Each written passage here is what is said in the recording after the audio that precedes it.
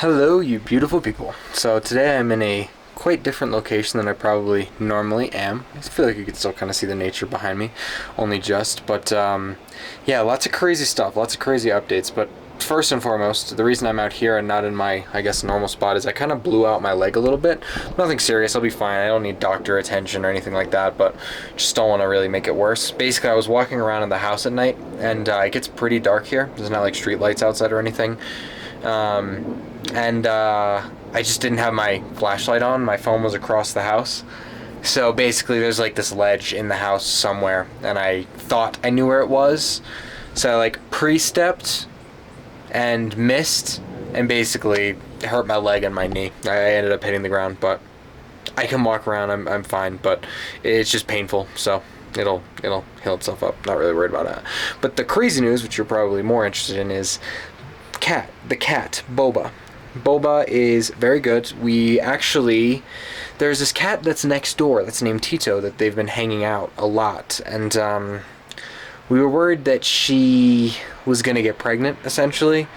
So yeah, we basically started looking for vets, I guess animal doctors, vets, to do the spaying and to take care of it all, because we really don't want a pregnant cat. That's something we really don't want. And yeah, so it would have been crazy. We've taken to her a couple vets, and both of them recommended that we get her spayed, if there is a male cat nearby.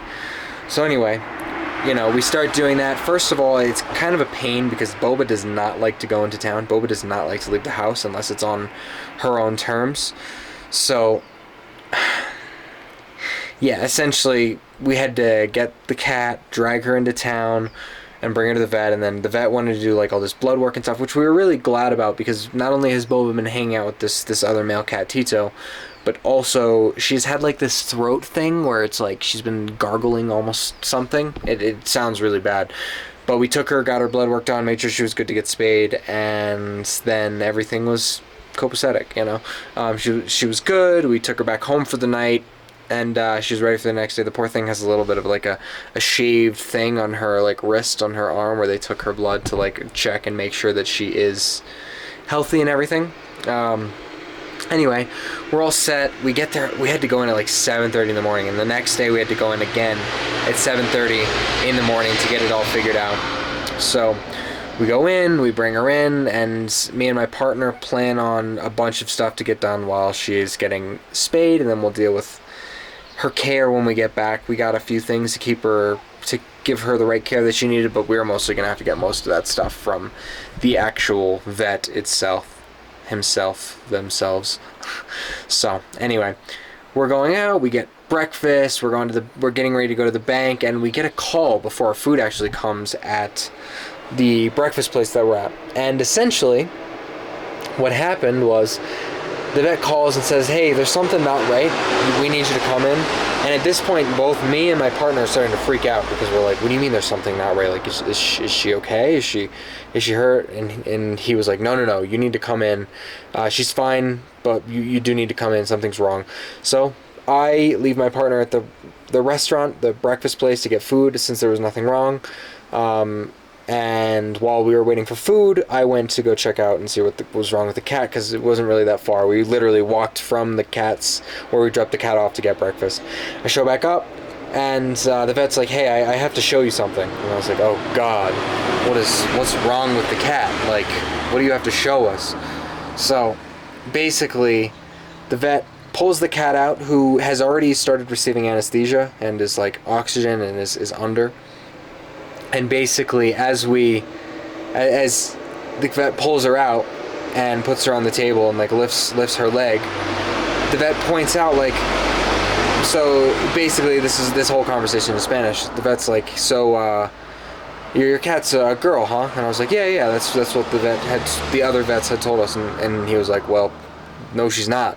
And he lifts her back leg, and there are two little tiny baby kitten bowls on the cat. And so basically this cat was not a girl. Boba's not a her. Boba is a he. Boba's a man. I guess a boy. So that was a really interesting turn of events, as in one way a lot of anxiety kind of came off of my partner, because now we knew for a fact that, or at least I knew for a fact that. Ooh, I think I zoomed in. I did zoom. Oh, I'm still zooming in. Let's zoom out. There we go. My partner knew, or at least I knew for a fact that the cat wasn't going to get pregnant. But the problem is now that the cat is under anesthesia, and the vet had taken us at our word and did check before starting the procedure, but took us at our word that Boba was a her and not a he. So there was no ovaries to go find. So I'm really glad that the vet had the foresight to check and look. Basically, he was telling me the story of this has happened a lot here. Basically, either people assuming gender or vets who aren't actually vets that are pretending to know what the gender is, and being wrong even about that. And essentially, yeah, they go searching in for ovaries that aren't there and end up closing the cat and causing a bunch of damage, and there's actually nothing to remove. So anyway, Boba will not receive his neutering until he's 10 months old because he is not... it's too early to do it for him. So yeah, my girl cat's a boy. It's very interesting that this had happened on Pride Month.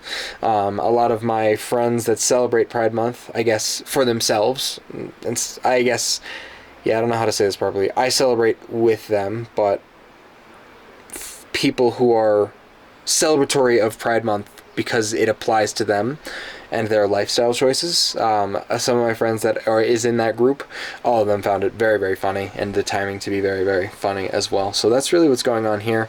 Otherwise, I've just been kind of limping around the house. This leg thing happened last night, so nothing too crazy on that front. So, but yeah, crazy things happen in Peru. Yeah, you live with a cat for 2 months thinking it's a boy, and because you took it to a vet and that's what they told you, and you find out that it's a girl. And no, you might be thinking, you could just look and tell. It's actually, I've never had a cat before, and it's not as easy as dogs. Like dogs, it's very, very clear if you're working with a boy or a girl. For cats, like, they have hair around their balls, so it almost blends into their fur. And then, the other parts of the anatomy where the urine would come out, I'll put it that way because I don't want to get too technical and get in trouble on YouTube. I really don't know the rules on that kind of stuff. It could just as easily, it could be interchangeable. It's really hard to tell.